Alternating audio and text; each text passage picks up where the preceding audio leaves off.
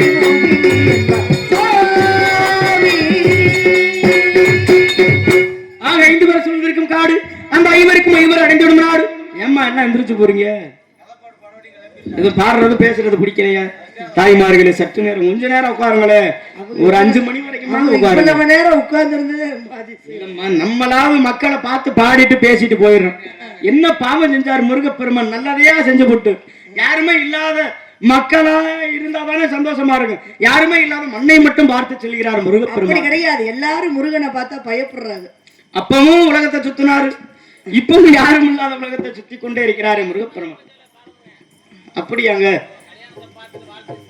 நம்ம கல்யாணத்தை பார்த்து விட்டு வாழ்த்து விட்டு செல்வீர்களா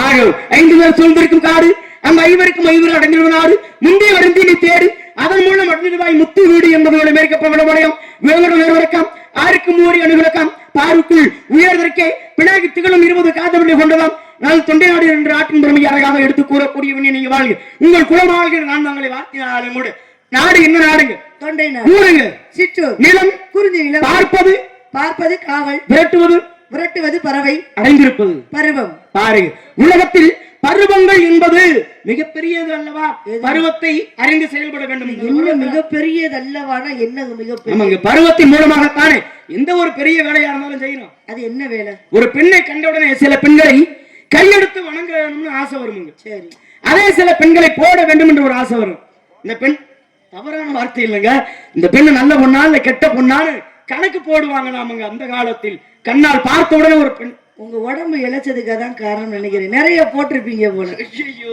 நாராயண கணக்கு பெண்களை பார்த்து நிறைய கணக்கு போட்டிருப்பீங்க கணக்கு புள்ள பேர் இல்லையாங்க ஏன்னா வரும்போது முத்துச்சிப்பி தம்பி மாதிரி இருந்தீங்க இப்ப பாக்க ரொம்ப தேஞ்சு போறீங்க ஆமா அதனால ஒருவேளை நிறைய கணக்கு போட்டிருப்பீங்களோ பாருங்க கணக்கு இல்லை என்றால் இந்த உலகத்தில் எதுவுமே கிடையாது என்னைய முண்டாட்டி இருக்காங்கல்ல லீலாவதி அந்த அம்மாவுக்கு கூட பெருமையை கொடுத்துருக்கேன் நீங்க பாட்டுக்கு மொட்டையா பறக்குன்னு சொன்னோன்னு பயந்துட்டீங்க நீங்க பயப்படாதீங்க அது மட்டுமல்ல சத்தியவான் மனைவி சாவித்திரி அந்த அம்மாவை சும்மாவா போய் பாத்தீங்க எம்ம பட்டணமே போக சொன்னாங்க லீலாவதி போய் என்ன பண்ணீங்க நீங்க தொப்பில் வாயை வைத்து ஹரி நாராயணா என்ற நாமத்தை சூட்டினேன் ஏன் காது வழியா சொன்னா கேட்காதா காதுல சொன்னா கேட்காதுங்க ஏன்னா ஒரு குழந்தைக்கு காது வந்து இந்த தாயோட தொப்பில் குடி வேகத்தான் கேட்குமா அதனால நீங்க அப்படி சொன்னீங்க. ஆமாங்க, இல்லன்னா அந்த சொல்லுங்க. விளக்கத்தை கேட்கணும்ங்கறதுக்காக தான் கேட்டேன். பாருங்க, ஆக தமத்திற்கு ஒருவர், தமிழுக்கு இருவர், குலத்திற்கு மூவர், சவத்திற்கு நால்வர், சவளத்திற்கு ஐவர், சுவைகள் 6, ஸ்வரங்கள் 7, திக்குகள் 8, கிரகங்கள் 9, பசி வந்தால் 10 பறந்து போகும். ஆபத்துக்கு உதவாத பிழை, அரும்பசிக்கு உதவாத அன்னம், தாகத்தை தீராத தண்ணீர், சரித்திரம் அறியாத வெண்டீர், கோவத்தை அடக்காத வேந்தன், குருமணி கொள்ளாத சீடன், ஆபத்தை தீராத 7 மருந்து பயனில்லைன்னு சொல்லியிருக்கிறார். பாருங்க, ஆபத்துக்கு உதவாத பிள்ளை இந்த உலகத்துல இருக்கலாமா? ஆபத்துக்கு உதவாத பிள்ளை என்று சொன்னால் ஒருவரை சொல்லலாம், ஆனால் அவர் ஆபத்துக்கு உதவுறாரா இல்லை என்று சொன்னால் சரிங்க. தாயும் தந்தையும் கண் தெரியாத குருடராக இருக்கிறார். அப்ப மகன் கிட்ட என்ன பண்றாங்க, தண்ணி கொண்டு வரும்படியா சொல்றாங்க. சரி, இது தாகத்தை தீராத தண்ணீருக்கு எடுத்துக்காட்டா இருக்கலாம். சரிங்க. அதே போல நீங்க சொன்ன மாதிரி ஆபத்துக்கு உதவாத பிள்ளைன்னு சொல்லலாம். ஏன்னா ஒரு மனிதனுக்கு தாகமாக கூடியது அளவுக்கு அதிகமாச்சு அப்படின்னா உயிர் போகக்கூடிய சூழ்நிலையாக கூட இருக்கலாம், இருக்கும் இல்லையா? அந்த நேரத்துல இந்த பையன் தண்ணி எடுப்பதற்காக போறான். போகின்ற வேளையிலே தசரத மகா சக்கரவர்த்தி பாத்தீங்க அப்படின்னா அங்க வேட்டையாடுவதற்காக வந்திருக்காரு. வந்தவருக்கு இந்த பையனுடைய நிழலை பார்க்க அந்த நீருடைய சப்தமாக கூடியது ஏதோ விலங்கு நீர் குடிப்பது போல அந்த குடும்பனுடைய சவுண்ட் அதாவது அவருடைய சப்தம் கேட்க இவர் பானத்தை தொடுக்கிறார். சரிங்க, எப்படி பானத்தை தொடுத்தார்? பானத்தை தொடுக்கிறார். அப்படி பானத்தை தொடுத்த பொழுது அந்த சிறுவனுடைய மீது அந்த அம்பு பாய்ந்து அந்த சிறுவன் இறக்கும் தருவாயில் இருக்கிறான். ஆகா அம்மானுக்கு அதாவது கற்றும் பொழுது அப்பதான் போய் பாக்குறாரு, ஆகா நம்முடைய அம்பை ஏதோ ஒரு மானிட பிறவி மீது பாய்த்து விட்டோம் என்று சொல்லி இவர் போய் பாக்குறாரு. பார்த்தா அந்த குழந்தையாக கூடிய சொல்லுது, என் உயிர் போனாலும் பரவாயில்ல, நான் எங்க அப்பா அம்மாவுக்காக தண்ணி கொண்டு வந்தேன், அதாவது தண்ணி கொண்டு போறதுக்காக வந்தேன். வந்த இடத்துல நீங்க என்னுடைய உயிரை எடுத்துட்டீங்க. அங்க தண்ணிக்காக தாகத்திற்காக என்னுடைய தாயும் தந்தையும் காத்துக்கிட்டு கிடப்பாங்க. அதனால இந்த தண்ணியை கொண்டு போய் சேர்த்துருங்களே அப்படின்னு சொல்லி அந்த குழந்தை சொல்லுது. இவர் என்ன பண்றாரு, ஐயோ நான் பெரிய பாவம் செய்து விட்டோம்னு சொல்லி அந்த தண்ணியை கொண்டுகிட்டு போறாரு. போற இடத்துல பாத்தீங்க அப்படின்னா அந்த நடக்கிற சப்தத்தை வைத்து அவருடைய குழந்தையுடைய ஓசையை வைத்து வந்திருக்கக்கூடிய தன் மகன் அல்ல என்று நினைத்தவர் என்ன பண்றாரு, அந்த தாயும் தந்தையரும் தசரத மகா சக்கரத்துக்கு சாபத்தை கொடுக்குறாங்க. இவர் நடந்ததை சொல்றாரு. சொன்னோன்னு பாத்தீங்கன்னா சாபத்தை கொடுக்குறாங்க. என்ன கொடுக்குறாங்க, எப்படி எங்களுக்கு இருந்த ஒரே ஒரு பிள்ளையை இழந்து எங்களை புத்திர சோகத்தில் ஆழ்த்தினாயோ நீயும் அதே புத்திர சோகத்தை அடைவாய்னு சொல்லி சாபத்தை யார் கொடுக்குறா, அந்த கண் தெரியாத தாயும் தந்தையும் கொடுக்குறாங்க. பேரு. அப்ப ஆபத்துக்கு உதவாத பிள்ளை அந்த இடத்துல தண்ணிக்காக இருந்தாங்க. அந்த பிள்ளை போச்சு, போனது அந்த பிள்ளை ஆபத்துல மாட்டிக்கிச்சு. அந்த ஆபத்துல மாட்டிக்கிட்டதுனால அங்க உதவ முடியாம போனது. அதை இப்படியும் சொல்லலாம், ஆபத்துக்கு உதவாத பிள்ளை, அதே அரும்பசிக்கு உதவாத அன்னம். பாருங்க, பஞ்சபாண்டவர்கள் ஐவரும் சேர்ந்து வனவாசம் போகிறாங்க. போகின்ற பொழுது அந்த ஐவர்ல கடைசியான ஆளு சகாதேவன், சாஸ்திரங்களை கற்றவன். நம்ம அங்க பாருங்க, அவனுக்கு தண்ணீர் தாகம் அடிக்கிறது. அண்ணா தர்மா மிகவும் தாகம் அடிக்கிறது, ஏதாவது தடாகம் இருந்தால் சொல்லுங்கள், அங்கு சென்று நீரை அருந்து விட்டு வருகிறேன்னு போறாரு. தடாகத்தில் தண்ணீரை அள்ளி பறந்து போறாரு. பருந்துகின்ற பொழுது ஒரு அசரதி, ஐயா இந்த தண்ணியை அருந்த வேண்டாம், ஆனா அதையும் மீறி குடிச்சு போறாரு சகாதேவன். அப்பதான் குடித்த உடனே மயக்கம் உண்டு கீழே விழுந்துடுறாரு. மீண்டும் அங்கதாங்க பீமன் வர்றாரு. அவர் வர்றாரு, தண்ணி அள்ளி குடிக்கிறாரு, கீழே மயங்கி விழுந்துடுறாரு. நடுவுல வர்றாரு, தண்ணி அள்ளி குடிக்கிறாரு, அசரரி சொல்லுது, கீழே விழுந்துடுறாரு. இப்படி 4 பேர் வர்றாங்க. 4 பேரும் அந்த பேச்சை கேட்காமல் கீழே மயங்கி விழுந்து விட்டார்கள் நீரை அருந்தி. கடைசியா தர்மம் வர்றாரு. அவன் அந்த ரட்சகன் பார்த்து கேட்டதாம், என்ன கேட்டது, ஐயா நான் உங்களுடைய சகோதரர்கள் வந்தார்கள், அவர்களை தண்ணியை குடிக்காதீங்கன்னு சொன்னேன், ஆனால் நான் சொன்னதை மீறி அள்ளி அறிந்து விட்டார்கள் அப்படின்னு சொன்ன உடனே அப்பத்தான் அந்த அசரரி சொன்னதாம், ஐயா உங்களுடைய தம்பிகள் வேண்டுமென்றால் நான் கேட்கக்கூடிய கேள்விகளுக்கு பதில சொல்லு, ஆனா ஒருத்தனத்தை நீ எழுப்பணும், எல்லாத்தையும் எழுப்ப முடியாது என்று கேட்ட கேள்விகளுக்கு எல்லாமே பதிலை தர்மன் சொன்ன பிறகுதான் தர்மத்தோடு நடந்த ஒரு காரணத்தால் அவனுக்கு பேரு யட்சகனாக இருந்து பிறகு தர்மத்தோடு நடந்தா தர்மர்னு பேருங்க. பாருங்களே, யுதிஷ்டிரன் அவருடைய பேரு, குழப்பத்திற்கு மன்னிக்கவும். பாருங்க, இந்த யுதிஷ்டிரனுக்கு வரம் கொடுத்தார். எமனே வந்து சொன்னாராம், ஐயா தர்மத்தோட நீ நடந்து, அதனால நீ தர்மனாக இனிமேல் விளங்குவாய் அப்படின்னு ஒரு சாபத்தை கொடுத்து விட்டு வரத்தை கொடுத்து விட்டு சொன்னார். அப்ப பாருங்க, தாகத்திற்கு ஏற்றவாறு தண்ணீர் இல்லாமல் தண்ணீரை அருந்தி மகாபாரதத்தில் மயக்கம் போட்டு விழுந்தார்களா இல்லையா? இதையும் சொல்லலாம் அல்லவா? சொல்லலாம். ஆனா எனக்கு ஒரு சின்ன சந்தேகம் அப்படின்னா, இந்த தர்மன்னு பட்டம் எப்ப வந்தது? நீங்க சொன்ன மாதிரி கேள்விகளுக்கு பதில் சொன்ன பிறகு தர்மத்தை நிலைநாட்டியதுனால உனக்கு தர்மா என்ற அந்த பெயர் வந்ததுன்னு அந்த பெயரை கொடுத்தாங்க. இது எப்படி?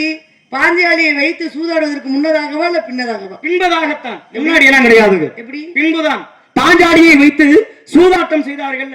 ஆனா அதற்கு பிறகுதான் இந்த கதையே நடந்தது இல்லையா? ஆமாங்க. அப்புறம் எப்படி தர்மம்னு அவருக்கு பட்டம் கொடுக்கணும்? ஏன் இல்ல எப்படி கொடுக்கலாம்னு கேக்குறேன். எப்படி கொடுக்க கூடாதுங்க? ஒரு தன் திருமணம் செய்து வந்து தன் மனைவியை வைத்து சூதாடுவது தவறு இல்லையா? தவறுதாங்க. அதுலயும் பாருங்க, தர்மத்தோடு எல்லாருமே நடந்து கொள்வாங்க, நடந்து விட மாட்டாங்க. அப்ப தர்மத்தோடு நடக்காததுக்கு தர்மம்னு ஏன் பேர் கொடுக்கணும்? துரியோதனன் கெட்டவன். சரி, ஆனா அவன் ஒரு இடத்துல நல்லது செஞ்சானா இல்லையா? துரியோதனன் கெட்டவன் அவனோட பிறப்பினாலே வந்தது கூடியது. பீஷ்மர் 5 அம்பா கொடுக்கிறாரு. அந்த 5 அம்புக்கு என்ன தன்மை? இந்த மகாபாரதம் போரைய அப்படியே நிப்பாட்டி விடலாம். ஆனா அதை வாங்கி துரியோதனன் போயிட்டாரு.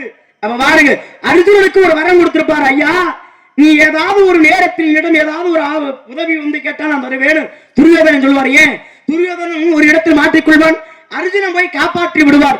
கிருஷ்ண பரமாத்மாவுக்கு நினைவு வருகிறது. 5 சாஸ்திரம் வச்சிருக்கிறான் கையில. அதுக்கு பேர் என்னங்க? நானேற்றுவதுக்கு பேரு. 5 அம்புகளை வச்சிருக்கேன். இந்த 5 அம்பை வச்சு மகாபாரத போரையை நிப்பாட்டி விடலாம். போய் கேள்ற அர்ஜுனான்னு கிருஷ்ண பரமாத்மா சொல்றாரு. துரியோதனன் கெட்டவில்லையா? அவனை எப்படா பாண்டவர்கள் அடிக்கலாம்னு காத்துக்கிட்டு இருக்கேன். ஆனால் அங்கே போய் கேட்கிறேன் அர்ஜுனன். துரியோதனை கொஞ்சம் கூட யோசிக்கலங்க, கெட்டவனா இருந்தாலும் சரி, நம்மளுக்கு ஒரு நேரத்தில் உதவி செய்தானே என்று அந்த 5ஐயும் எடுத்து கொடுத்தாராம் துரியோதனே. ஏதாவது ஒரு இடத்தில் மனிதர்கள் தவறு செய்வது இயல்புதானே. 5 விரல்ல எல்லாமே ஒரே மாதிரியா யோசிக்கணும். எல்லோரும் இறந்த பிறகு பாத்தீங்க அப்படின்னா துரியோதனாக கூட நேரடியா சொர்க்கத்துக்கு போயிட்டாங்க. சரி இல்லையா? ஆனா பாண்டவர்கள் கூட போனாங்களா? கிடையாது. பாண்டவர்கள் எல்லாருமே போக கிடையாது. அப்ப நீங்க சொன்ன மாதிரி துரியோதனாக கூடியவன் கெட்டவனாக வளர்க்கப்பட்டான். அவன் பிறப்பிலே கெட்டவன் அல்ல, கெட்டவனாக வளர்க்கப்பட்டான். அவன் பிறக்கும் போதே ஜாதக பலன்படியாக சொல்றாங்க, இவனுடைய பிறப்பு வேண்டாம், அவனை அழிச்சிருங்கன்னு சொல்றாங்க. ஆனா தாயும் தந்தையும் கேட்க கிடையாது. இவன் பிறந்து வளர்ந்தான் என்று சொன்னால் இந்த நாடு நகரம் உடன் பிறந்த அத்தனை பிறப்புகளுமே இறந்து போகும்னு சொல்றாங்க. ஆனா கேட்க கிடையாது. ஏன்னா தாய் தந்தை இருக்கு, என்னதான் இருந்தால் பிள்ளையாயிட்டே, அதை அழிப்பதற்கு மனம் வருமா அப்படின்னு சொல்லும்போது, அப்ப முதலிலே துரியோதனுடைய அழிவுக்கு முக்கிய காரணம் யாரு? தாயும் தந்தையருமே. சரியா? இரண்டாவதாக தன் தாய் மாமனாக கூடிய சகுனுடைய வளர்ப்புலதான் துரியோதனாக கூடியவன் பகடக்காயா பயன்படுத்திக்கிட்டாரு. யாரு? துரியோதனன் வைத்துத்தான் அந்த துரியோதன கூட்டத்தை அழிக்க முடியும். அவருடைய நோக்கம் பாண்டவர்கள் கூட்டத்தை அழிப்பதல்ல. யாருக்கு? சகுனிக்கு. பாண்டவர் கூட்டத்தை அழிப்பதல்ல, தன்னுடைய தங்கையினுடைய மைந்தர்களை அழிப்பதுதான் சகுனுடைய நோக்கமாக இருந்தது. அதனால்தான் அங்கே துரியோதனன் சிறுவயதாக இருக்கும் பொழுது பாண்டவர்களை பகையாளியாகவே அவர்களை பாவித்து என்ன பண்ணாரு? வளர்க்க ஆரம்பித்தார். அதனாலதான் எதையும் யோசிக்க முடியாமல் எதிரியாகவே நினைத்து வாழ்ந்ததுனாலதான் அங்கே துரியோதனன் அந்த நேரத்தில் அங்க கெட்டவனாக பாவிக்கப்பட்டான். ஆனா இவங்க தர்மமே சிறந்ததாக வாழ்ந்து இவங்க எல்லாம் தர்மம் பண்ணாங்களா அப்படின்னா கண்டிப்பான முறையில கிடையாதுன்னு நான் சொல்லுவேன். எப்படி சொல்றீங்க பாருங்க. தர்மத்தோடு பாண்டவர்கள் நடந்தாருங்கிறீங்களா, கௌரவர்கள் நடந்தார்களா? என்னை பொறுத்தவரை கௌரவர்கள் தான் நடந்தாங்கன்னு சொல்லுவேன் நான். அப்ப பாண்டவர்கள் கிடையாது, கிடையவே கிடையாது. எப்படிங்க இல்லைங்கிறீங்க? எங்க அவன் கெட்டவங்க. சரி, அவன் கெட்டவன், கெட்டதுக்கு அழிவு எல்லாத்துக்கும் காரணமா தான் இருப்பான். நீங்க தர்மம் சொல்றீங்க, தர்மத்தை நிலைநாட்டக்கூடியவங்க சொல்றீங்க. நீங்க எந்த இடத்துல தர்மத்தோட நடந்துகிட்டீங்க? நடக்கவே இல்லையே. அப்படியா? ஏங்க தர்மத்தோடு நடக்காமலா தர்மருக்கு தர்மரோட பேர் வந்துச்சு. அர்ஜுனனுக்கு ஏன் வில்வித்தையில் சிறந்தவன்? அதனாலதான் நான் கேட்டேன், இது திரௌபதியை வைத்து பகையாடுவது, அதாவது பகடைக்காயை விளையாடுவதற்கு முன்பதாகவா இல்ல பின்பதாகவா இந்த பட்டம் கிடைத்ததுன்னு? ஏன்னா நீ கேட்பது சரிதான். ஏன்னா எப்படியும் பட்டம் கிடைத்தது முன்பதாக தான் இருக்கும். ஒரு பெண்ணு தன்னை நம்பி திருமணம் செய்து வந்திருக்கிறா. அது ஒருவனுக்கு மட்டுமல்லாது 5 மனைவியாக வாழக்கூடியவள். யாரிடம் கேட்காது ஆசை. யாருக்கு? தர்மனாக கூடியவனுக்கு. ஒரு சரம் கூட யோசிக்காமல் துரியோதனன் சொல்றான், இதான் கடைசி விளையாட்டு, எல்லாத்தையும் கொடுத்தாச்சு, அப்படி எல்லாவற்றையும் இழந்தாச்சு. அவன் சூட்சமமாகத்தான் அவனுடைய மனைவியை கேட்கின்றான். யாரு? துரியோதனாக கூடியவன். எப்படியாவது திரௌபதியை பழி வாங்கணுங்கிறது துரியோதனுடைய எண்ணமாக கூடியது. அப்ப பகடைக்காயை உருட்டி, இது கடைசி விளையாட்டு, இதுல நீ வெற்றி பெற்று விட்டாய் என்று சொன்னால் உனக்கு எல்லாத்தையும் திருப்பி கொடுத்துறேன் அப்படின்னு சொல்றான். அப்ப வைப்பதற்கு ஒண்ணுமே கிடையாது. எதை வைத்து விளையாடுவது கேட்கும் பொழுது, உன் மனைவி இருக்கிறாளே அவளை வைத்து விளையாடு சொன்னா நல்ல புருஷன் இருந்தா ஓங்கி ஒரு அற அரைஞ்சிருக்கணும். நாடு போச்சு, நகரம் போச்சு, அதை எப்படினாலும் எந்த காலத்துல வேணாலும் எப்படினாலும் சுயமா சம்பாதிச்சு இல்ல ஏதோ ஒரு மூலியமாக இந்த நாட்டுல என்னன்னா வேற நாட்டுல கூட போய் நம்ம பழச்சுக்கலாம். இருக்கா இல்லையா? ஆமாங்க. சொந்த ஊர்ல இல்லாதவங்க வெளியூர்ல போய் பிழைக்கிறது இல்லையா? எல்லாருமே ஆனா பிழைக்கிறாங்க. கொஞ்சம் கூட யோசிக்காத தர்மன் அங்கே துரியோதனன் சொன்னான உடனேயே தன் மனைவியாக கூடியவளை வைத்து சூதாடுறானே, இது எந்த விதத்துல நியாயம்னு நீங்க சொல்லுங்க. சூதாடுவதே ஒரு தீய பழக்கம், சூதாடுவதே ஒரு கெட்ட விஷயம். இதுல தன் மனைவியை வைத்து விளையாடக்கூடியவன் நல்லவனா? நல்லா பேசுறீங்க. ஏன்னா சபை அறிந்து பேசு, சமயம் அறிந்து பேசு, சில நேரங்களில் பேசாமல் இருந்து பழகு. எங்க நீங்க சொல்ற மாதிரி தர்மன் நல்லவரா இல்ல பாண்டவர்கள் நல்லவர்களா கௌரவர்களா நல்லவர்களா என்று பார்த்தால் பாண்டவர்கள் மிகவும் நல்லவர்கள். ஒரு பொருள் இருக்கு உங்கள்ட்ட, சரி, இந்த பொருளை நீங்க ஒருவருக்கு மட்டும் கொடுத்தா நல்லவரா இல்ல 10 பேருக்கு பங்கு செஞ்சு கொடுத்தா நல்லவரா? 10 பேருக்கு பங்கிட்டு கொடுப்பது நல்லவனா? பீஷ்மர் என்ன பண்றாரு, தருமரையும் துரியோதனனையும் கூப்பிடுறாரு. 2 பேர்த்தையும் கூப்பிட்டு, இந்தடா உனக்கு ஒரு தங்க மலை, இந்த உனக்கு ஒரு தங்க மலை, அப்படின்னு இருவருக்கு 2 மலையை கொடுத்தாச்சு. என்ன சொல்றாரு, இந்த சூரியனாகப்பட்டவர் மறைவதற்குள்ள என்ன செய்யணும், இதை எல்லாத்தையும் நீங்க காலி பண்ணி விடணும். இருக்கக்கூடிய ஏழை மக்கள் எங்கெங்கெல்லாம் இருந்து வர்றாங்களோ பூராத்துக்கு அள்ளி குடும்படான்னு சொல்ல. கருணை மோசமான ஆளு.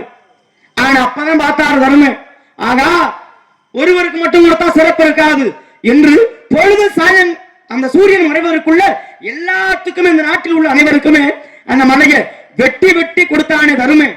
அவன் நல்லவனா? கருணை வரவே இல்லை. சூரியன் மறைய போகுது, அந்த நேரத்தில் வர்றாரு. பாருங்க, எல்லாத்தையும் விட்டு விட்டு எனக்கு நான் ஒருத்தனுக்கு மட்டும் தூக்கி கொடுத்தாரு. அந்த பாண்டவர்கள் நல்லவர்கள் கௌரவர்கள் நல்லவர்களாங்க? என்ன கேட்டா அந்த ஒருத்த அதிர்ஷ்டக்காரன்னு சொல்லுவேன். யாருங்க? அந்த வாங்கிட்டு போனது. எப்படி சொல்றீங்க? 10 பேத்துக்கு கொடுத்தாதானே பசி யாரு? 10 பேத்துக்கு கொடுத்தாதான் பசியான்னு நீங்க சொல்றீங்க. அந்த 10 பேத்துக்கு ஒத்தாலு கூட அன்னம் நினைச்சிடக்கூடிய அன்னதானத்தை வழங்காததுனாலதான் சொர்க்கத்துடைய வாயில பசியோடு அலைந்ததுதான் கர்ணனாக கூடியவன். நீங்க சொல்றீங்கல்ல, கர்ணே இவன் 10 பேத்துக்கு வெட்டி வெட்டி கொடுத்தா, ஆனா கர்ணே ஒரே ஆளுக்கு அந்த மலையை கொடுத்துட்டான்னு சொல்லி பேசணுமே, அப்படி கொடுத்த கர்ணனுக்கு சொர்க்கம் கிடைத்ததா? கிடைக்கலையா? பசி பசின்னு ஏன் அலைஞ்சான்? எதுக்கு அலைஞ்சான்?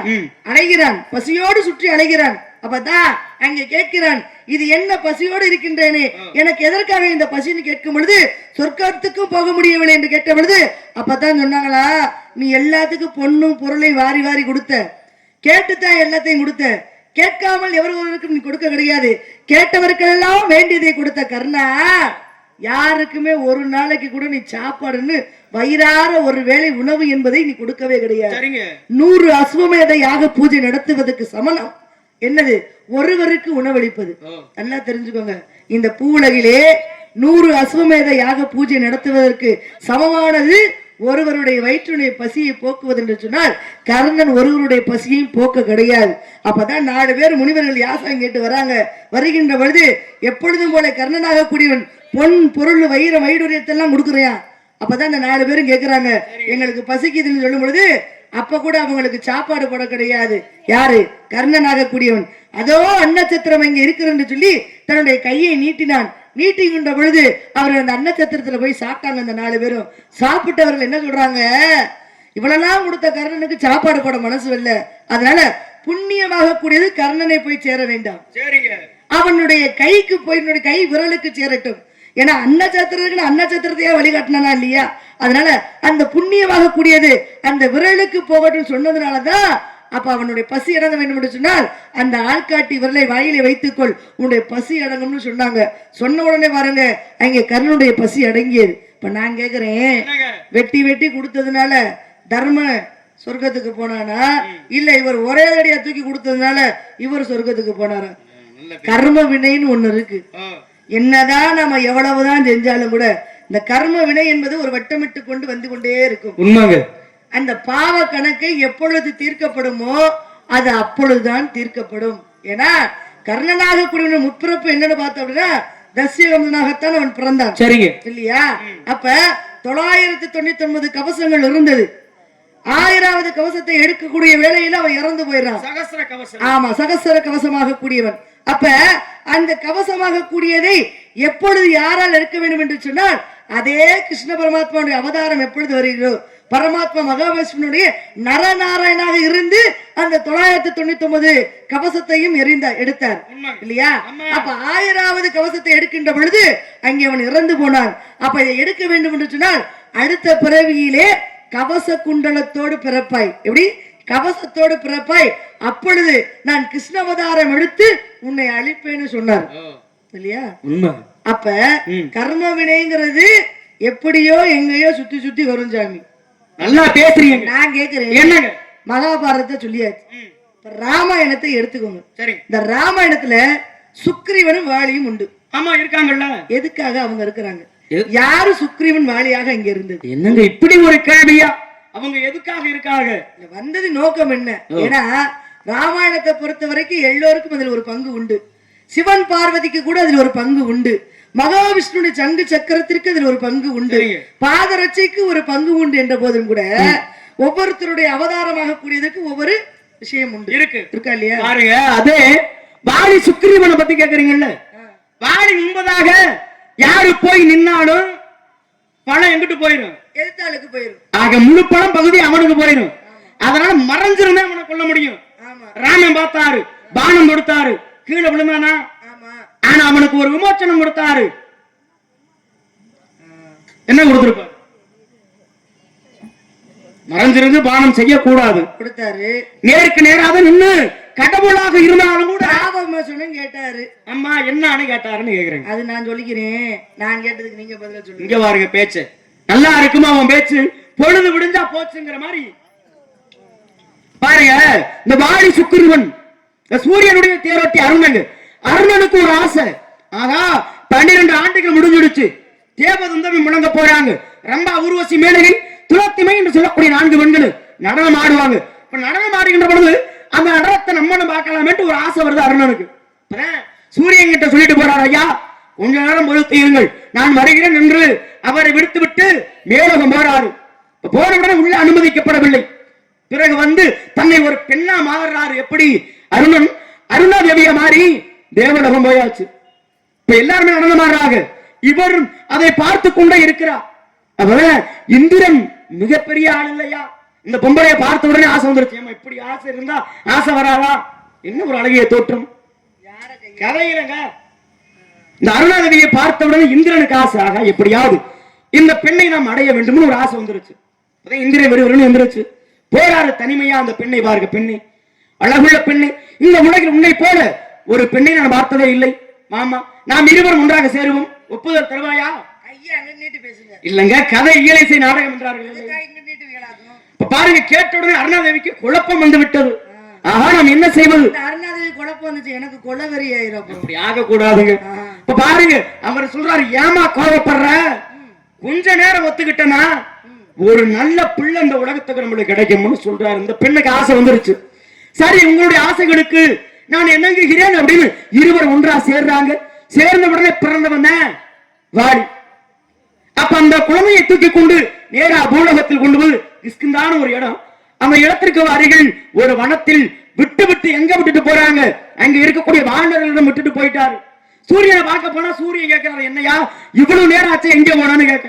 வேற ஒன்றுமில்ல, கொஞ்ச நேரம் காலதாமதமாகி விட்டதுன்னு சொல்ல, உண்மையை சொல்லி என்று சூரியன் மீண்டும் மீண்டும் கேட்க. அப்பதான் சொன்னாரா, நான் மேலோகம் போனேன், என்னை உள்ளே அனுமதிக்கப்படவில்லை, நான் பெண்ணாக உருவத்தி மாற்றி போனேன், இங்க என்னை இந்திர பார்த்தாரு, இருவர் ஒன்னா சேர்ந்தான். சேர்ந்த உடனே ஒரு பிள்ளை பிறந்துருச்சு. அந்த பிள்ளை கிஷ்கிந்தத்துல இந்த வனவாசத்தில் தான் விட்டுட்டு வந்திருக்கோம்னு சொல்ல. அப்படியா, பெண்ணா மாறியா அப்படின்னு சூரியன் கேட்க. ஆமாம் என்று இந்த அருணன் சொன்ன உடனே, சரி எனக்கு ஆசையா இருக்குது, என் முன்னாடி கொஞ்ச நேரம் மாறுமான்னு சொல்ல. இந்த அருணனுக்கு கோவம் வந்துருச்சு. என்னையாது, நீ தகப்பன் போல அல்லவா, நீ போய் என் கூட சேரணும் என்று ஆசைப்படுறிய, நியாயமா அப்படின்னு அருணன் பூரா பொம்பளை பித்தனா இருந்திருக்கீங்களே மேலோகத்துல. என்ன செய்வது? என்ன கடவுள் படைத்ததே அதுக்கு தானே. அப்படி இருந்தா அப்புறம் பூலோகத்துல அப்புறம் மனசு எப்படி? இன்னைக்கும் பாருங்க, அப்படி கட்ட முடியாத ஒரு மகாலு தாச்சு மகாலு பொம்பளைக்கு தானே கட்டினாரு. அது எது கட்டினாரு? உயிரோட இருக்கும்போது கட்டினாரா? செத்தப்பிறகு கட்டினாரு. அதுக்கு பேரு சமாதி. அது அதாவது பரவாயில்லங்க, இன்னைக்கு ஒரு சில பேர் பாத்ரூம் கூட கட்டுறது இல்ல, ஆனா அன்னைக்கு மகாலையே கட்டினாரா இல்லையா? சூரியன் சொன்ன உடனே அருணாதேவியா மாறிட்டாருங்க. சூரியனுக்கு ஒரு எச்சப்புத்தியாக, பெண்ணு நல்லா இருக்காரு, எம்மா என் கூட கொஞ்ச நேரம் சேருன்னு சொல்ல. இந்த பெண்ணுக்கு ஓந்துருச்சு, என்னடா சேருது? இவரும் கேட்கிறாரேன்னு கொடுமை கொடுமைன்னு கோவிலுக்கு போனா அங்க 2 கொடுமை ஜிங்கு ஜிங்குன்னு அவுத்து போட்டு ஆடுதாங்கிற மாதிரி அங்க பாருங்க. இவர் அருணாதேவியும் சூரியனும் ஒன்றாக சேருகின்றார்கள். சேர்ந்த உடனே பிறந்தவர் சுக்கிரீவன்.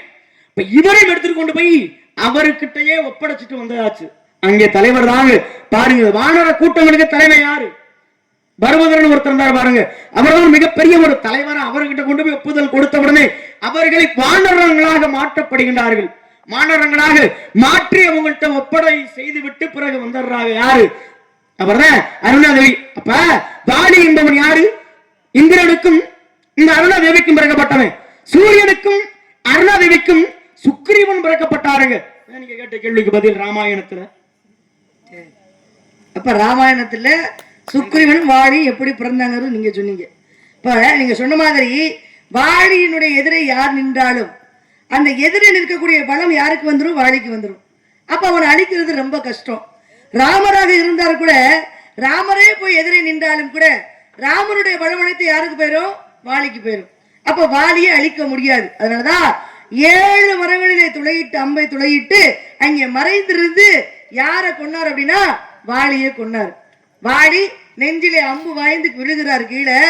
அப்பதான் போய் யார்? ராமராக கூடியவருக்கு என்னதான் இருந்தாலும் ஒரு எதிரியாக இருந்தால் நேருக்கு நேராக நின்று சண்டை போடுறதா ஒரு வீரனுக்கு அழகு. அதுதான் ஒரு போரினுடைய ஒரு யுக்தியாக கூடிய நீதி. அது போருக்கும் நீதி இருக்கா இல்லையா? நிராயுதபாணியா இருக்கக்கூடியவர்கிட்ட சண்டை போடக்கூடாது. அதே மாதிரி மறைந்திருந்து யாரையும் பானம் தொடுக்க கூடாது.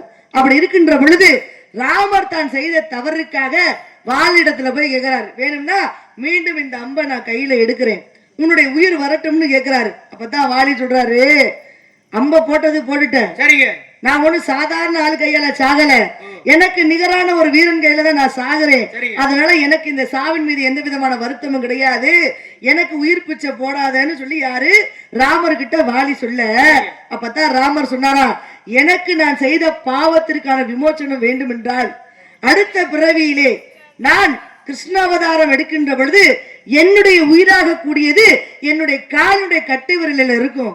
அப்ப நீ வேடுவனாக வந்து என்னோட உயிரை எடுத்துக்கோன்னு யார்கிட்ட சொல்றாரு? அங்கே வாலியிடம் சொல்ல. அங்கே மகாபாரதத்திலே கிருஷ்ண பரமாத்மாவுக்கு உயிர் எப்படி பிரிந்தது என்று சொன்னால், அவர் படுத்திருக்கின்ற பொழுது காளையாட்டு காட்டில படுத்திருக்கிறார். அப்பொழுது அங்கே வந்த வேடுவனுக்கு அது ஏதோ ஒரு நாகம் சர்ப்பமாக கூடியது போல தெரிய அவன் அம்பை தொடுக்கிறான். அந்த அம்பை தொடுத்த பொழுது அந்த கட்டை விரலிலே அம்பு வாய்ந்தது, கிருஷ்ண பரமாத்மாவோட உயிர் போச்சு. இருக்கா இல்லையா? ஏன்னா கடவுளா இருந்தா கூட தான் செய்த பாவத்திற்கு பாவம் வசனம் கேட்டாரு. உன்னை தெரியாம புறமுதுக்கு காட்டி ஓடி போல உன்னை நான் மறந்துருந்து கொண்டுட்டேன், அதனால இதுக்கு பாவம் வச்சனம் எனக்கு வேணும்னா அடுத்த முறையில உன் கையால எனக்கு சாவு வரணும். யாரு? புரியல. அப்ப ராமர் அதை சொல்றாரு, மறைந்திருந்து யாராக இருந்தாலும் ஒருவரை வாழறமாக இருந்தால் முழுவதுமாக வாழறமாக இல்லை இல்லையா? இல்ல கிடையாது பேசுங்க. ஏன்னா எல்லாருமே கேட்ட கேள்விகளுக்கு பதில சொல்ல முடியாது. சிலர் தெரியாதம்பாங்க, சிலர் சண்டைக்கு வருவாங்க. ஆனா நீங்க கேட்ட உடனே பதில சொல்லிட்டீங்களேங்க பாருங்க. ஆனா வாணி என்ன தெரியுமா, தன்னுடைய பிள்ளை அங்கதான் அழைச்சு கூப்ப சொல்றாரு, ஐயா ராமனை கொண்டு போட்டாரு, ஆனால் அவருக்கு என்ன கஷ்டங்கள் வந்தாலும் கூட அந்த கஷ்டங்கள் பகுதியை நீ எடுத்துக்கப்பான்னு அங்கதனுக்கு வாலி சொல்லிவிட்டுத்தானே சென்றாரு. வாலி ரொம்பவும் நல்லவருங்க. அதனால நல்லா பேசுறீங்க, நல்லா பாடுறீங்க. வீணைக்கு வீணைக்கு வாணி, வில்லுக்கு விஜயன், சொல்லுக்கு சொல்லுக்கு அவத்தியன், பாட்டுக்கு பாட்டுக்கு நாரதன், அழகுக்கு அழகுக்கு எம்பெருமான் முருகன். அவர்தான் உங்களுக்கு மாப்பிள்ளையாக பார்த்து வந்திருக்கின்றேன். நல்லா தானே பேசுனீங்க. மணி 4:30 ஒவ்வொன்னா கேட்டீங்க. இல்ல முருகன் வந்தாருன்னா அப்புறம் இல்ல முருகனை போய் எனக்கு புரிச்சுங்கிறீங்களா? இதெல்லாம் ஏத்துக்க முடியுமா? அவர் சாதாரணப்பட்டவர் கிடையாது, 6 முகம் கொண்டவர். 6 முகமா இருக்கட்டும், 60 முகமா இருக்கட்டும், ஏற்கனவே திருமணமாகி ஒரு பெண் அங்க இருக்காளா இல்லையா? இருக்காங்க. அந்த இடத்துல போய் என்னைய சேர்க்கணும்னு நினைக்கிறீங்களா? நல்லதா? முதல்ல சேர்க்கக்கூடிய இடத்துல கொண்டு போய் சேர்த்தாதான். ஏன்னா செந்தாமரை சேத்துலதான் போய் சேரணும். சாக்கடையில சேர்ந்துச்சுன்னா செந்தாமரை வேணா வீணா போய். செந்தாமரை சேத்துல இருந்தா சேத்துலயே வச்சுக்கிறோமா? கிடையாது. அதை கழுவி சுத்தம் பண்றோமா இல்லையா? கழுவி சுத்தம் பண்ணா தானே நல்லா இருக்கு. என்ன தானே அதை வச்சுக்க முடியும்? சேத்துல இருந்தா வச்சுக்க முடியுமா? ஆமாங்க. அப்படிதான் பாருங்க. நானும் சாதாரண மானிட பிறவி அது இங்க வாழ்ந்து கொண்டிருக்கோம். என்ன போய் தெய்வத்தோட போய் சேர்க்கணும்னு நினைக்கிறீங்களே? இதெல்லாம் நடக்கக்கூடிய காரியமா? நடக்க வேண்டும். என் தலை தப்பிக்க வேண்டும். ஆண்டாள் கூட தான் ஆசைப்பட்டா. ஆசைப்பட்டதுனால அங்க திருமணம் முடித்தாளா? கிடையாதா? கிடையாது. சரிங்க. இல்லையே. ஏன் திருமணம் பண்ணா? ஆண்டாள் பெருமையை சொல்ல முடியுமா? அவருக்கு சூடிய மாலையை தினம் போட்டு போட்டு அவளாக அவளுடைய தன் கணவனாக அவ ஏத்துக்கிட்டா. ஆனா 2 பேருக்கு திருமணம் முடிஞ்சதுன்னா திருமணம் முடிய கிடையாது. பெருமாளுக்கு ஆண்டாள் துணை. மகாலட்சுமி சாதாரணப்பட்டவளா? பாருங்க, என்னதான் மாலையை எடுத்துக்கொண்டே போட்டுக்கிட்டே இருந்தாலும் அப்பயும் பாக்குறாரு. இந்த மாதிரி நானும் முருகனை வணங்க முடியுமே தவிர முருகனை என்னுடைய கணவனாக நினைக்க முடியுமா? ஏங்க, நீங்க மனசு வச்சீங்கன்னா எல்லாமே செய்யலாங்க. என்ன நான் மனசு வச்சு எல்லாம் செய்யலாங்கிறீங்க? ஐயோ, தப்பா நினைக்காதீங்க. மனசு வச்சீங்கன்னா சீக்கிரம் அவருக்கு உங்களுக்கு கல்யாணத்தை செய்யலாம். எனக்கு வேணாங்கிற அப்புறம் மனசு வச்சா நான் வேணாங்கிறேங்க. உங்களுக்கு வேணா நீங்க வேணா கல்யாணம் பண்ணிக்கிட்டு போங்க. நீங்க மனசு உங்களுக்கு தான் ஆம்பளைய மறது பொம்பளைய மறதுல சகஜமான வேலையாயிடுச்சு. வேணா நீங்க வேணா பொம்பளைய மாதிரி வேணாங்க. ஏற்கனவே நாரதிங்கிற பெண்ணாக மாறி தாழ தூஜனிடம் நான் பட்ட கஷ்டம் போதாதா? உங்களிடமுமா முருகனிடமுமா? வேண்டாம். இருந்தாலும் ஏன் தலை தப்பிக்க வேண்டும் என்றால் நீங்க மனசு வச்சீங்கன்னா மாப்பிள்ளைய பேரை சொல்லிட்டீங்க. இல்ல, மாப்பிள்ளை பேரை நீங்க சொல்லிட்டீங்க. இதுக்கு இனிமேல் நீங்க கீதி என்ன பண்ண போறீங்க? அதனால சீக்கிரமா அவரை நீங்க போய் சேர வேண்டும். முருகனை கல்யாணம் பண்ணுங்கிறதுக்காக நான் என்ன சொல்லி வருகிறேன் என்றால், அழுமகனும் இந்த அவஸ்தையை நீ விடுத்த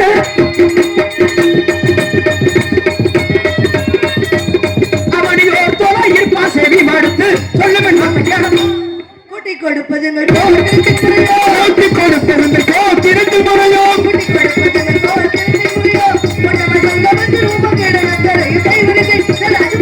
கொடுப்பதங்கள் கோத்திரப்பிள்ளமில்லை கூட்டி கொடுப்பதங்கள் கோத்திருத்திடமில்லை திசை மாற்றி முன்னை காட்டி மரம் எடுத்து சொல்லும் என்ற வார்த்தை கேளமா?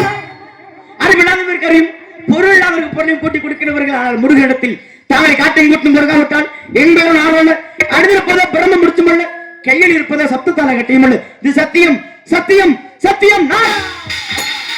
கண்டா கடம்பா காத்தியா கதிர் வேடா எங்கிருந்தாலும் விரைவில் வந்து நேர்கொண்டு போவாயாக. முருகா முருகா முருகா.